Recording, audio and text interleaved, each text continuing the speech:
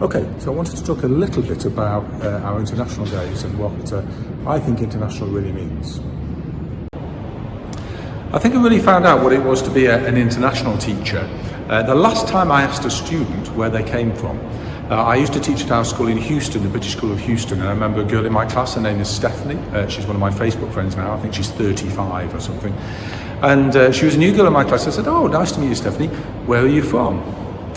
And Stephanie went, my father's from Switzerland and my mother's from Colombia, and I was born in Brazil, but at home we speak mainly English, but we also speak some Portuguese and some Spanish. But I've never actually lived in Brazil or Switzerland or Colombia.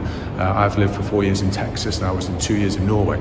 And it made me realise that for most students in international schools, it's quite hard to answer the question, where are you from? And in fact, Stephanie is a mixture of all those countries together. So her home life is a mixture of the cultures of the countries that she's both lived in and, of course, her parents. My own children, I don't think you've met any of my children, but actually they were born in the UK, but they've lived in Peru, they've lived in Papua New Guinea, they've lived in Norway, they've lived in the United States, they've lived in Poland, and now they're back in the UK again. And again, I think if you were to ask them where they were from, it would be very hard for them to answer that question, even though they might have British passports. So that's why we're not dressing up in national costumes today, because we're actually celebrating cultures and the different cultures that we all have within our own families. And even those of you here in Qatar, there are many different types of Qataris in terms of their what their family has traditionally been and where their family traditionally lives and where their family was educated. And it may be that one of your parents is not actually Qatari, but it might be Saudi or Kuwaiti or whatever. So I think we all live in families with many different cultures. And one thing we're going to try and avoid to do is to try and stereotype ourselves as being British or Qatari or Brazilian or whatever.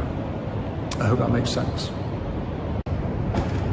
So to help me in this endeavour, some students have just made some videos talking about food that they eat at home and their own family cultures.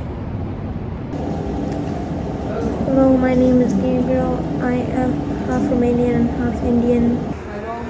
Hello, my name is Ruvatali. I'm 30 years old this year. I'm from Malaysia, but my race is Chinese. I speak English, Chinese and Malay. Thank you. Hi, I am Asia in year 8A. I am from Yemen. I speak 3 languages, Arabic, English and a little bit of Dutch. I have 6 siblings and I'm the middle child. Hello, my name is Akram. I'm 12 years old and I like playing soccer and I don't like school. So really this International Days is really not so much about celebrating the countries we come from, but celebrating the differences and all the cultures we have at home that come from all the places we've lived and from our parents and from our friends and things like that. Just a few notices to finish off with. So congratulations to year 11 and 12. They've nearly finished their mock exams. You'll probably have noticed 11 and 12 have not been with us much this week because they've been upstairs doing their exams. Year 10 it'll be you very soon. That year will be going very quickly before you find yourself up there practicing for your IGCSE exams. I've got some notes here.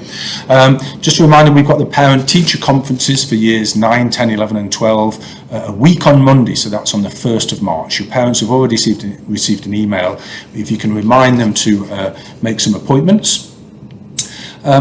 You've all done really well with keeping your masks on. It's one thing I've been very happy about. It's very rarely I have to remind people to put their masks on, but we do sometimes forget the social distancing, particularly at break times and things like that. So if you could please try and keep it as far apart as you can. In particular, try not to touch each other, particularly when you see friends on the corridor. I know it's very tempting, but if we can try and work on that. So just to finish off with a sort of little competition. As you know, I've taught in many different schools around the world. I used to, before I came here in Qatar, I used to teach in Poland. So before they left, they bought me this Polish shirt. But there's a little quiz. I'm going to show you some souvenirs from another country I used to work in. And the first person that can come and tell me the name of the capital city after they've seen this this assembly, there'll be a little prize. Okay, so this is something. The country I used to live in had lots of mountains, and the people there used to wear these around them like that. The country I used to live in was you have a jungle, and this is actually a skirt that's made of paper. So the ladies would put that on. Okay, in that jungle you would also see these. So this is a real tarantula spider. I don't know whether you can see the fangs on it there. So this country I used to live in always used to have a jungle. So I've got a spider from there. This might give you some idea. Okay, so this is a nativity scene from that country. A rather cool box there. Some messages from the kids I used to teach. And finally, on the coast, the fishermen used boats like this as a little model. So if anybody can tell me the capital of the country that I used to live in after this assembly, there's a little prize for you. Okay, have a good weekend.